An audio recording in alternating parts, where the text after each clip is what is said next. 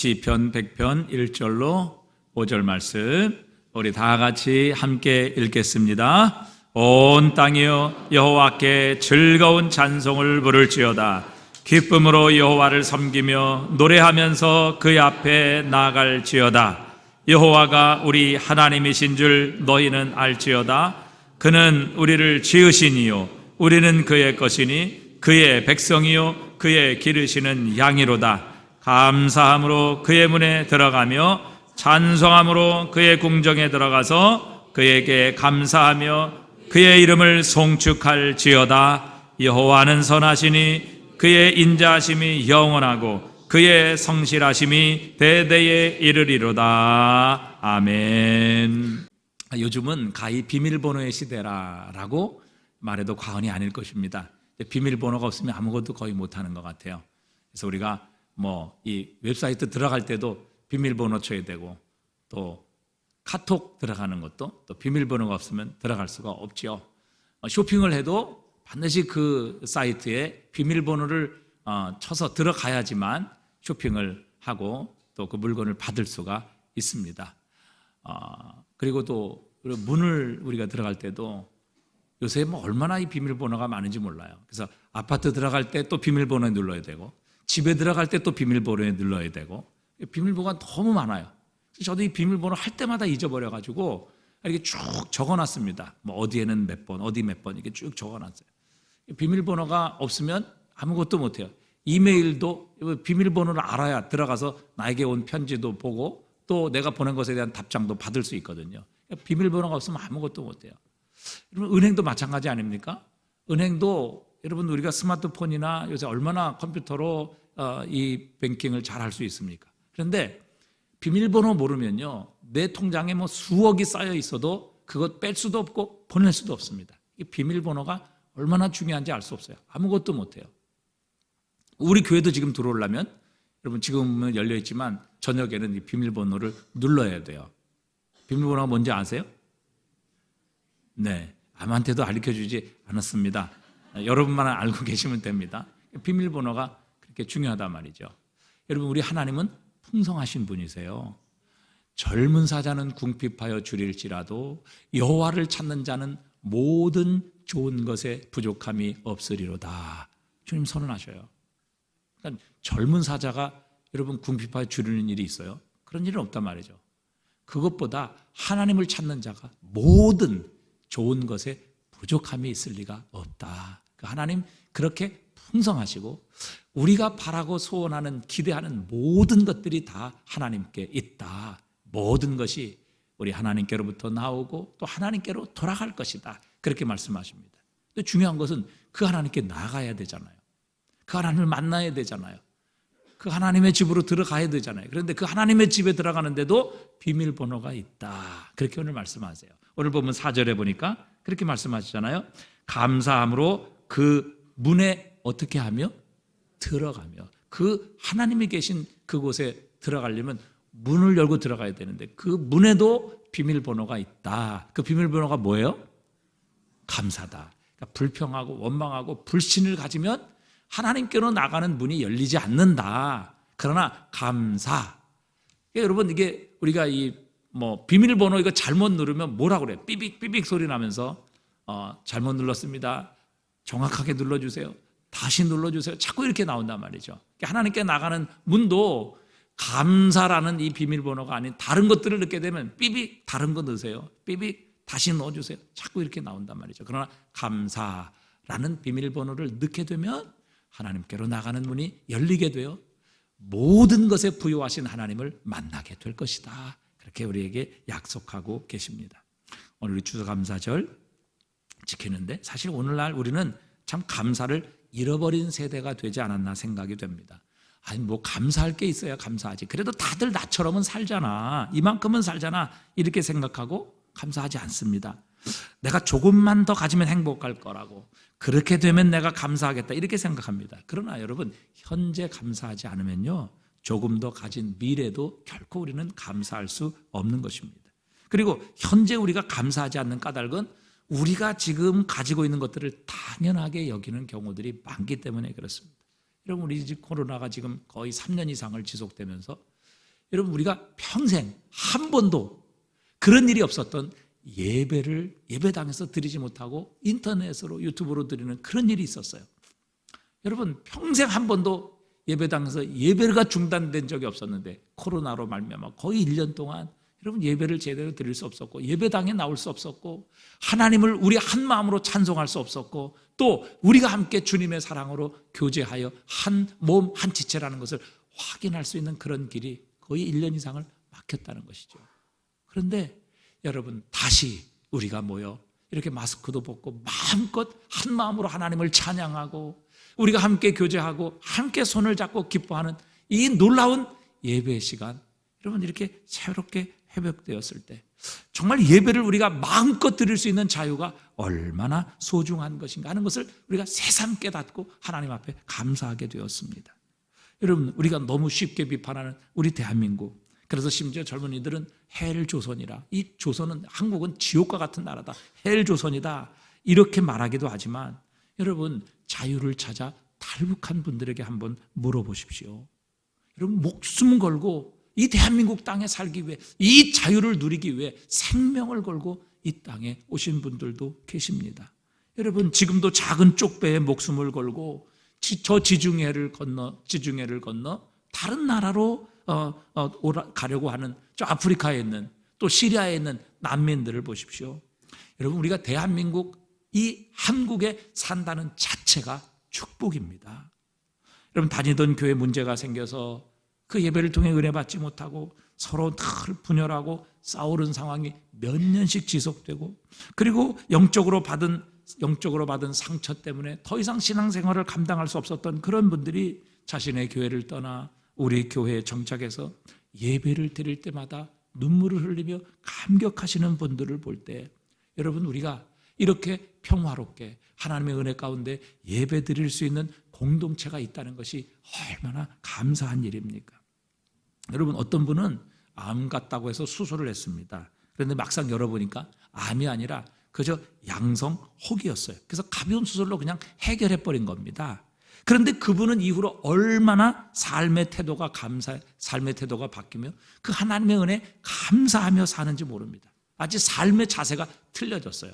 아니, 이분이 뭐 로또에 당첨됐습니까? 아니, 승진했습니까? 아니, 그렇지 않아요. 그냥 정상적으로 이전처럼 남들처럼 정상적으로 살 수 있다는 것을 확인한 것뿐인데 여러분, 얼마나 감사가 넘치는 삶을 사는지 알 수가 없습니다. 여러분, 우리에게 아무 일이 일어나지 않고 우리가 그냥 정상적으로 산다는 것이 얼마나 큰 축복이며 얼마나 큰 은혜인가라는 것을 깨닫는 것은요, 우리가 그것을 잃어버렸다가 다시 한번 회복해 봐야 합니다. 예배도 드리지 못했다가 다시 예배를 드릴 수 있는 것, 건강도 잃어버렸다가 다시 회복하는 것, 물질도 잃어버렸다가 다시 회복하는 것. 여러분, 우리가 영의 눈이 열려서 믿음의 관점으로 인생을 보게 되면 당연하게 여기고 있는 이 모든 것들이 결코 당연하지 않게 여겨지며 이 모든 것이 나의 삶에 주신 하나님의 은혜임을 깨닫고 그 하나님께 우리의 모든 일상을 통해 감사하는 삶을 살 수 있게 되는 것이죠. 오늘 우리가 추수감사주일을 맞이하여 과연 그러면 우리의 감사는 어떤 감사가 되어야 할까? 과연 어떤 감사가 하나님 기뻐하시는 감사일까 하는 것을 두 가지로 생각해 보려고 합니다. 먼저 첫 번째, 우리의 감사는 현상이 아닌 본질에 대한 감사여야만 하는 것입니다. 자, 우리의 감사는 현상에 대한 감사가 아니라 무엇에 대한 감사요? 본질에 대한 감사가 되어야 한다, 그 말입니다. 누가복음에 보면 예수님께서 70명의 제자들을 보내십니다. 그런데 그 제자들이 돌아와 예수님의 이름이면 귀신들도 항복하고 귀신들도 떨며 떠나갔습니다. 이렇게 기뻐하며 보고를 했지요. 그때 예수님께서 그렇게 기뻐 보고하는 제자들을 향해 뭐라고 말씀하십니까? 누가복음 10장 19절로 이렇게 말씀하세요. 우리 함께 읽어보겠습니다. 내가 너희에게 뱀과 전갈을 밟으며 원수의 모든 능력을 제어할 권능을 주었으니 너희를 해칠 자가 결코 없으리라. 그러나 귀신들이 너희에게 항복하는 것으로 기뻐하지 말고 너희 이름이 하늘에 기록된 것으로 기뻐하라 하시니라. 아멘. 주님께서 말씀하시는 게 뭐예요? 우리의 기쁨이 우리의 기쁨의 근원이 나타난 현상이나 또 일어난 일들로 인한 그런 기쁨이 아니라 본질적인 것에 대한 기쁨이 되어야 한다, 이렇게 지적하고 계시는 겁니다. 왜 그렇습니까? 여러분, 나타나는 현상은 얼마든지 바뀌고 변화될 수 있기 때문에 그렇습니다. 마가복음 9장에 보면요, 예수님께서 변화산에서 내려오실 때 그 밑에서 귀신 들린 아들을 데리고 온 아버지가 예수님의 제자들에게 귀신을 쫓아달라고 요청을 했습니다. 그런데 제자들은 쫓아냈어요? 못 쫓아냈어요? 네? 못 쫓아냈죠. 자, 그래서 주님께서 내려오시자 이 귀신 들린 아들을 예수님께서 귀신을 쫓아주시고 멀쩡하게 고쳐주셨습니다. 다 보낸 후에 제자들이 예수님께 여쭈었어요. 주님, 우리는 어째서 능히 귀신을 쫓아내지 못했습니까? 그랬더니 예수님께서 이렇게 대답하세요. 마가복음 9장 29절에 보니까 이르시되 기도 외에는 기도 외에 다른 것으로는 이런 종류가 나갈 수 없느니라, 그렇게 말씀하세요. 그러니까 여러분, 기도하지 않으면, 즉 주님의 능력을 의지하지 않으면 귀신을 쫓아낼 수 있는 능력이 우리 안에 있지 않다, 그렇게 주님이 말씀하시는 것이죠. 그러니까 여러분, 하나님의 능력은 얼마든지 우리가 주님과의 친밀한 관계를 통해서, 친밀함에 따라 얼마든지 바뀔 수 있다는 것이죠. 제자들이 귀신을 쫓아내지 못했어요. 왜? 기도하지 않음으로, 주님과의 친밀한 관계, 주님의 능력을 전적으로 의지함으로 귀신을 쫓아내지 못했다고요. 근데 누가복음 여기 10장에 보면 귀신들이 쫓겨나고 귀신들이 항복하고 병들이 치료되는 놀라운 역사를 제자들이 체험하고 오늘 와서 주님 앞에 기쁨으로 보고하는 것입니다. 그러니까 여러분, 우리가 이런 나타나는 현상, 주님의 능력은요, 일어날 수도 있고 일어나지 않을 수도 있다는 것을 우리에게 가르쳐 주시는 거예요. 여러분, 우리가요, 부자가 되었다가 경제적으로 실패할 수도 있습니다. 건강했다가 건강을 잃어버릴 수도 있어요. 사람들에게 인기와 인정을 한 몸에 받았다가 어느 순간 모든 사람들에게 잊혀지는 그런 일도 일어날 수 있습니다. 그런데 이런 나타나는 현상들이 우리의 감사의 조건이 되면 우리의 감사는 얼마든지 한순간에 불평과 원망으로 바뀔 수 있다는 것이죠. 이스라엘 백성들도 보십시오. 그들은 물이 없으면 불평했습니다. 음식 떨어지면 원망하고 불만을 가졌습니다. 자신의 마음대로 되지 않으면 결국 하나님도 다 버려버리고 금송아지를 만들어서 이것이 우리 하나님이다, 이렇게 자신이 인도할 신을 만들었습니다. 왜 그렇습니까? 자신에게 나타난 현상에 집중했기 때문이지요. 하지만 하나님께서는 이스라엘을 구원하시며 그렇게 선포하셨습니다. 나는 너희의 하나님이 될 것이며 너희는 내 백성이 되리라. 내가 아브라함과 이삭과 야곱에게 약속한 것처럼 이 젖과 꿀이 흐르는 땅으로 너희를 인도하여 드리리라, 이렇게 약속하셨습니다. 여러분, 이스라엘 백성들이 이 하나님의 약속, 즉 영원히 변치 않는 하나님의 말씀이라는 본질에 집중했다면 이런 여러 가지 현상들이 자신의 마음에 들지 않고 자신이 원하는 대로 되지 않았을지라도 끝까지 인내했을 것입니다. 믿음을 가지고 하나님의 약속을 신뢰하며 이 모든 현상들을 뛰어넘었을 것입니다. 그렇게 되면 1년 안에 그들은 젖과 꿀이 흐르는 가나안 땅에 도착하고 그 땅의 주인으로서의 삶을, 축복의 삶을 누렸을 것입니다. 그런데 어떻게 됐습니까? 결국 본질이 아닌 현상에 집중했다가 그 가운데 이스라엘 백성, 애굽에서 나온 모든 백성들은 칼렙과 여호수아를 제외하고는 한 명도 들어가지 못했어요. 다 광에서 죽었어요. 왜 그래요? 본질적인 것에, 그들의 감사에 집중한 것이 아니라 나타난 현상을 보고 그들은 감사하고 그들은 하나님을 향해 불평하고 원망했기 때문이죠. 베드로와 요한이 기도 시간에 되어 성전으로 들어갈 때 나면서부터 장인이 되었던 그 거지가 성전 미문에서 베드로와 요한을 향해 했던 것이 무엇입니까? 원했던 것이 뭐예요? 동전 한 푼이었습니다. 자신의 줄인 배를 당장 채울 수 있는 그 동전 한 입이 바로 그 거지가 원하던 것의 전부였습니다. 그런 그를 본 베드로와 요한이 그를 향해 이렇게 선포하지요. 사도행전 3장 6절입니다. 우리 한번 다 같이 읽어보겠습니다. 베드로가 이르되 은과 금은 내게 없거니와 내게 있는 이것을 내게 주노니 나사렛 예수 그리스도의 이름으로 일어나 걸으라 하고 오른손을 잡아 일으키니 발과 발목이 곧 힘을 얻고 뛰어 서서 걸으며 그들과 함께 성전으로 들어가면서 걷기도 하고 뛰기도 하며 하나님을 찬송하니. 아멘. 여러분, 은과 금을 줬다면 한 끼는 해결할 수 있을지 모릅니다. 그러나 그 한 끼가 지나가면 여전히 배고플 것입니다. 그의 근본적인 해결책이 아니기 때문에 그렇습니다. 그러나 본질, 즉 나사렛 예수 그리스도의 이름의 능력이 그에게 임하게 되자 근본적인 문제가 해결되었습니다. 그의 모든 삶을 가난하게 만들고 그의 모든 삶을 어렵게 만들고 저주로 만들었던 그 장애가 나사렛 예수의 이름으로 해결된 것입니다. 치료받게 해 주셨습니다.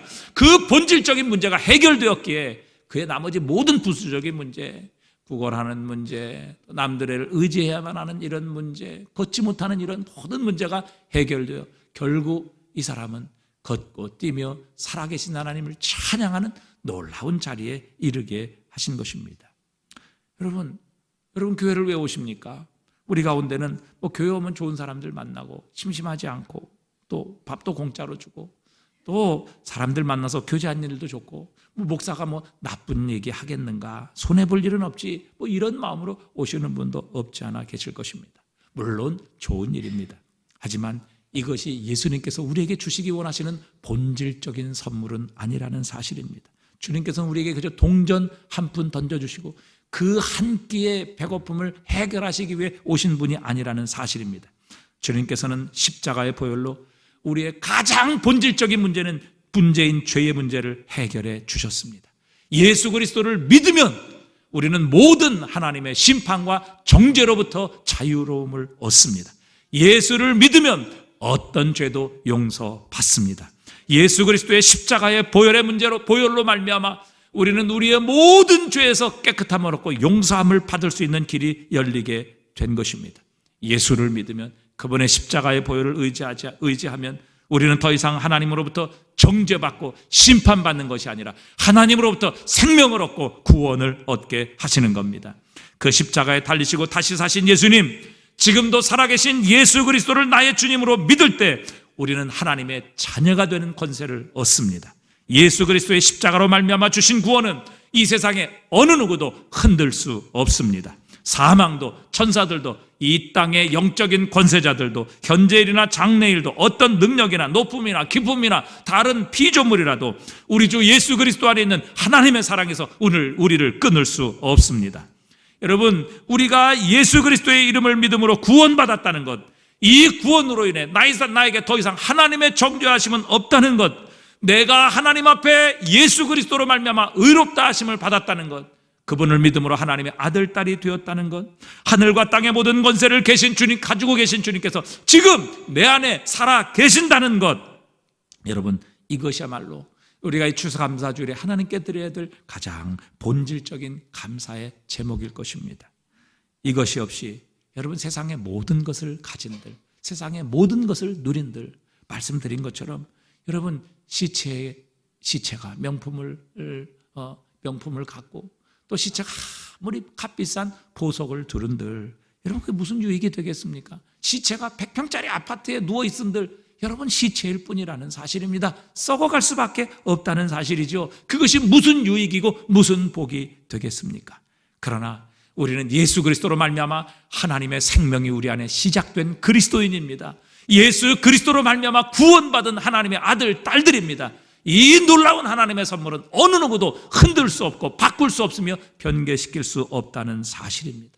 여러분, 이 본질적인 것이 우리의 감사의 제목이 될 때 우리의 감사는 바뀌지 않을 것입니다. 흔들리지 않을 것입니다. 온 세상 다 변할지라도 바뀌지 않을 것이며 흔들리지 않는 감사를 가지고 우리는 하나님이 계신 그 하나님의 집에 문을 열고 들어가게 되는 축복을 누리게 해 주실 것입니다. 우리의 감사는 현상이 아니라 본질이 되어야 합니다. 두 번째, 여러분, 감사는요, 우리의 삶, 현재의 삶과 우리의 미래를 바꾸는 능력이 있습니다. 시편 57편에 보면요, 다윗을 죽이려는 사울 왕에게 쫓길 때 그가 동굴로 피하여 숨었을 때에 지은 시라, 이렇게 나와 있습니다. 정말 다윗의 상황은 급박했죠. 사울 왕에게 잡히면 그는 이미 죽은 목숨이고 모든 그의 인생은 끝장날 수밖에 없었습니다. 결코 자신을 잡으려고 하는 이 사울 왕을 이길 수 있는 군사력도 힘도 다윗에게는 없었습니다. 얼마나 정을방적이고 얼마나 억울한 마음이 들었겠습니까? 그래서 그의 마음은 마치 동굴에 갇힌 그의 몸처럼 어둠이 그의 마음과 삶을 엄습했을 것입니다. 시편 57편 4절은 그의 상황을 이렇게 표현합니다. 내 영혼이 사자들 가운데 살며 내가 불사르는 자들 중에 누웠으니 곧 사람의 아들들 중에라. 그들의 이는 창과 화살이요 그들의 혀는 날카로운 칼과 같도다. 다윗이 지금 처한 상황이에요. 자신의 영혼이 사자들 가운데 산다. 여러분, 사람이 사자들 가운데 어떻게 살아요? 그 사자들에 의해서 물어 뜯길 수밖에 없고 그 목숨과 몸을 찢길 수밖에 없는 그런 상황.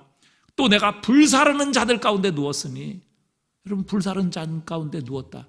화장터에 여러분 누웠다 생각해 보세요. 어찌 그 몸이 존재할 수 있고 어찌 그 몸이 유지될 수 있겠습니까? 지금 다윗이 있는 상황이에요. 그들의 이는 창과 화살이요 그들의 혀는 날카로운 칼과 같도다. 그렇게 지금 다윗을 죽이려고 사울의 군대들이 다윗을 쫓고 다윗은 지금 그 동굴에 피하여 숨었던 것입니다. 그러나 놀라운 것은 이런 원한과 분노에 사로잡혀 다윗은 사울을 향해 이를 갈지 않았습니다. 그렇다고 낙심하거나 자포자기하지도 않았습니다. 다윗의 고백은 우리를 놀라게 합니다.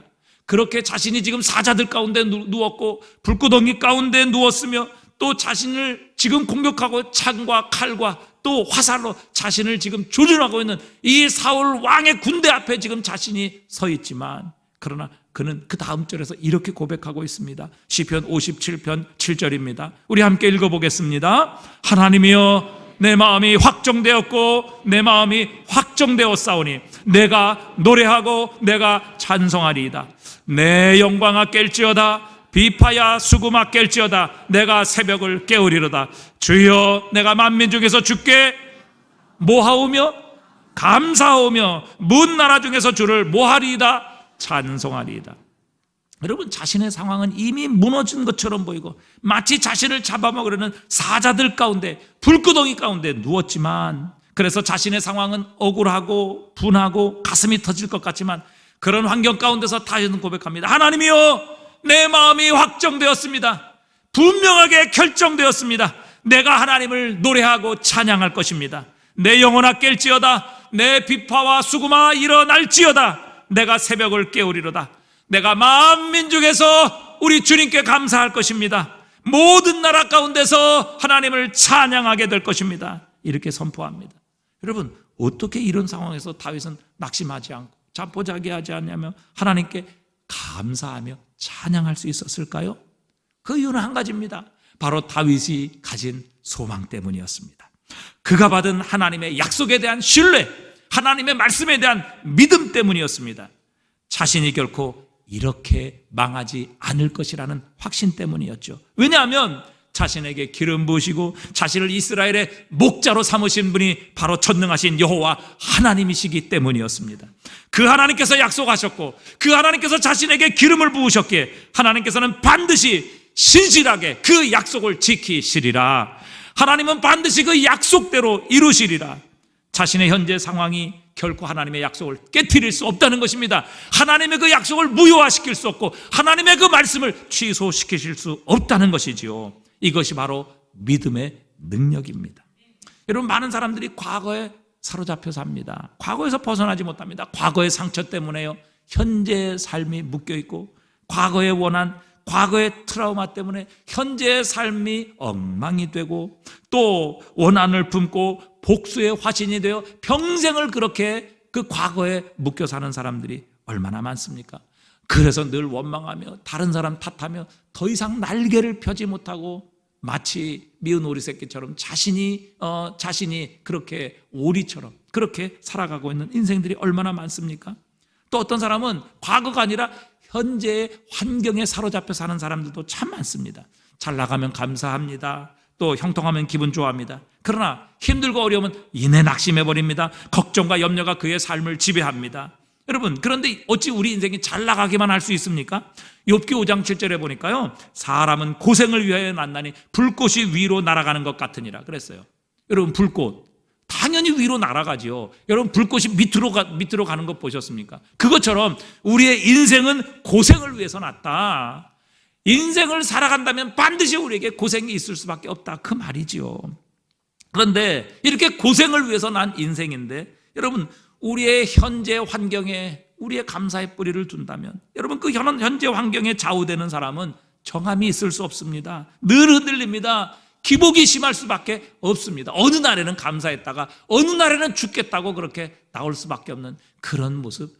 현재의 현상과 현재의 환경에 우리의 삶이 지배되면 우리의 인생은 이렇게 정함이 없이 늘 기복이 있고 흔들리는 인생이 될 수밖에 없습니다. 그러나 여러분, 미래가 그 사람을 지배하는 사람이 있습니다.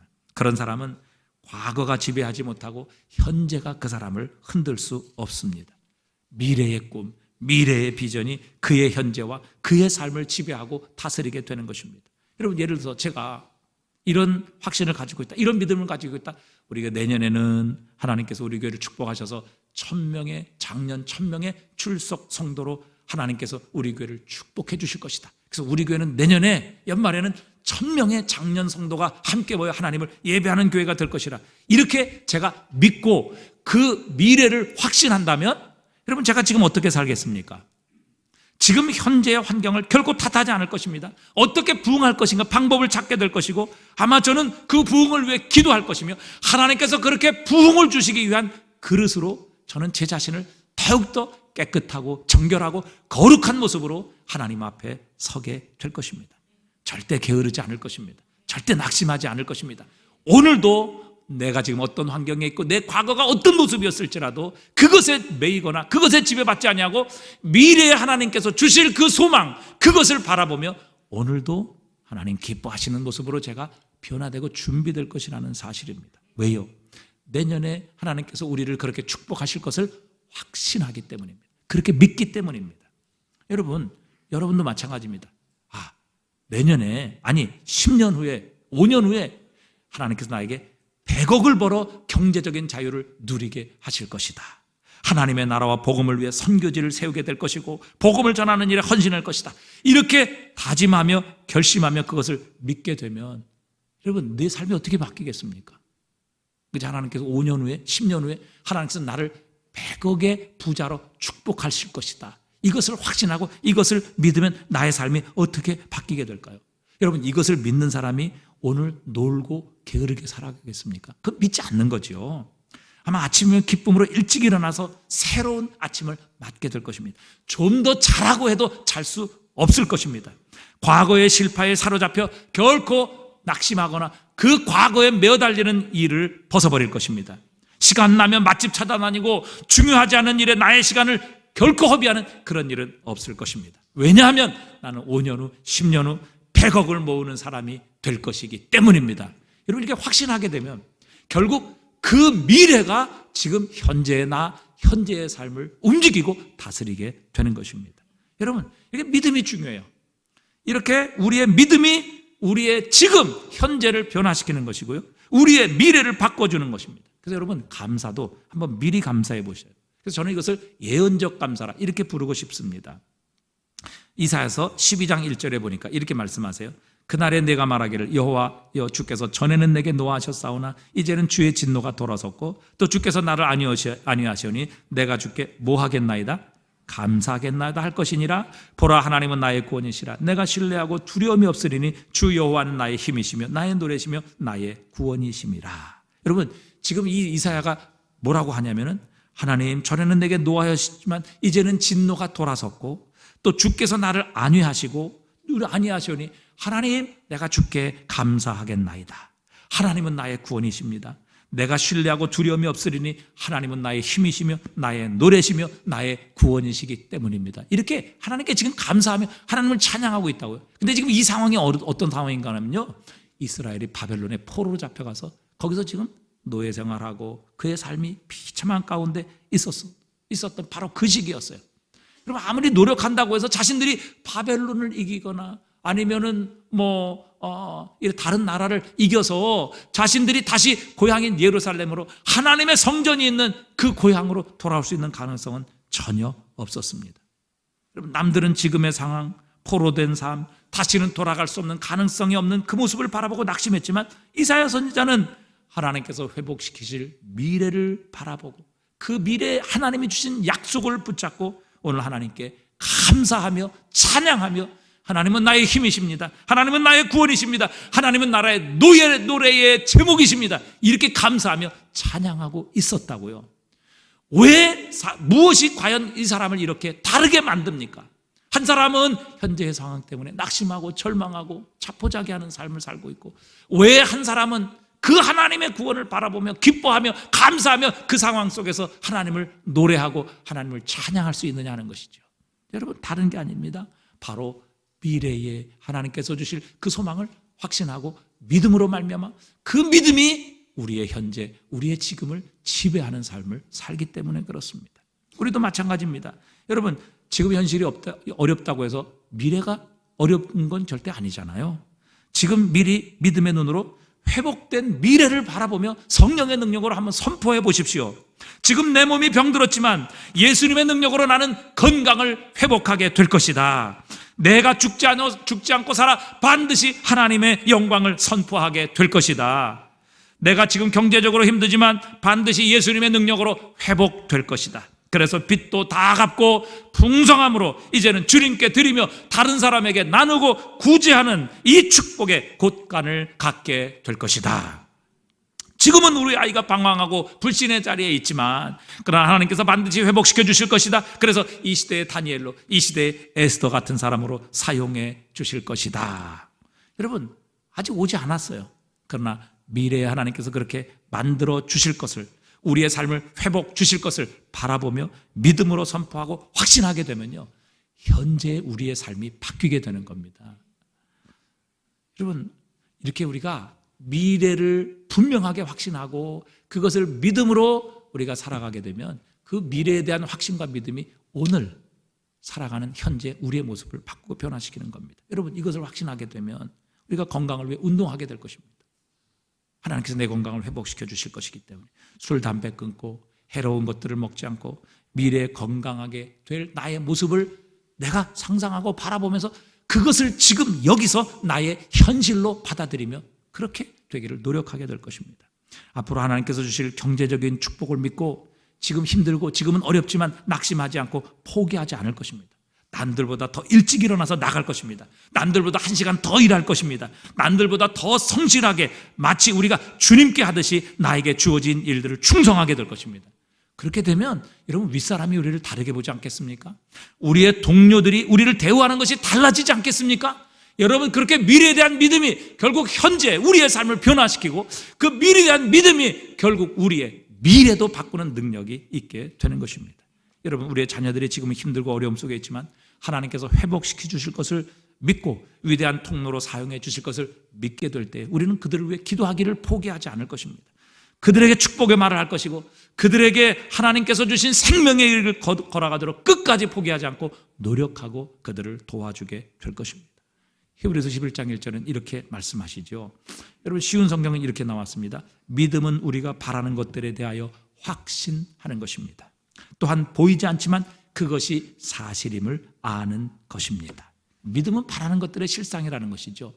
내가 지금 이루어지지 않았지만 그 바라는 것들의 실상, 이것이 지금 여기에서 이루어진 것이다 라고, 그렇게 지금 믿음은 이루어진 것을 믿고 여기에서 바로 그 실상을 살아가는 것이 믿음이라, 그렇게 말씀하십니다.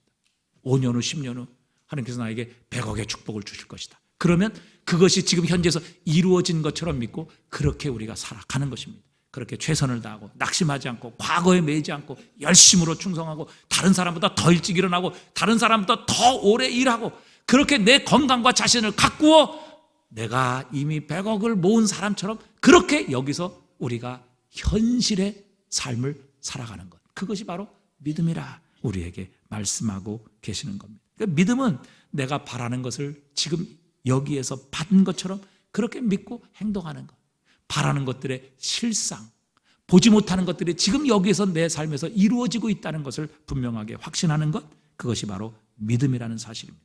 그러니까 여러분, 이렇게 감사는요, 우리의 현재를 바꿀 뿐만 아니라 우리의 미래도 변화시켜주는 능력이 있는 것입니다. 이것을 저는 예언적 감사라 이렇게 부르고 싶어요. 그래서 여러분이 예언적으로 감사해 보십시오. 여러분의 건강을, 또 여러분의 경제적인 형편을, 또 여러분의 자녀들을, 또 우리의 믿음을, 나의 현재 상황 하나님께서 이렇게 바꾸어 주시리라. 하나님 감사합니다.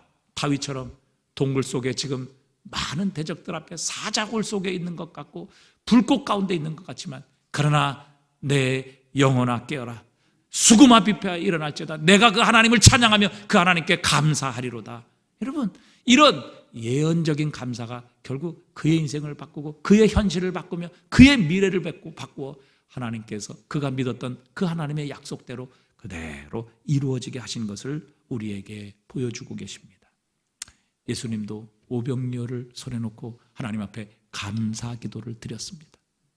그렇게 해 주실 것을 믿고 감사함으로 그것을 믿었을 때 오병이어가 장정만 5천 명을 먹이는 그 사실을 예수님은 미리 현실에서 이루어질 것을 믿고 그렇게 믿음을 가지고 하나님 앞에 감사 기도를 드렸을 때 하나님께서는 그대로 예수님의 현실과 미래를 바꾸시고 기적이 일어나게 하시는 놀라운 역사를 이루어 주셨습니다. 오늘도 이 우리의 삶에 예언적인 감사가 넘치게 될 때 그 예언처럼 우리의 삶에는 성취되고 이루어지는 역사가 일어나게 하실 것입니다. 여러분, 믿음을 가지고 하나님 앞에 미리 감사해 보십시오. 그러면 그 감사가 현재의 우리의 삶을 바꾸게 될 것입니다. 우리의 미래도 변화시켜 주실 것입니다. 이것이 바로 감사의 능력입니다. 오늘 우리 추수감사주일을 맞이하여 두 가지의 감사, 우리의 감사는 현상이 아니라 본질에 대한 감사가 될 때 우리의 감사는 흔들리지 않을 것이다. 그래서 범사에 감사하라는 하나님의 명령을 우리의 삶에 순종할 수 있을 것이다. 두 번째, 우리의 감사는 예언적인 감사가 될 때 그 예언적인 감사가 우리의 삶의 현재를 바꾸며 그 예언대로 하나님께서 우리의 삶을 성취해 주시리라. 이 믿음을 가지고 추수감사주일을 맞이하는 저와 여러분에게 이 본질적인 감사와 예언적인 감사를 통해 하나님께서 우리에게 이루실 놀라운 축복이 그대로 성취되고 이루어지는 축복이 저와 여러분과 함께 하시기를 주님의 이름으로 축복합니다.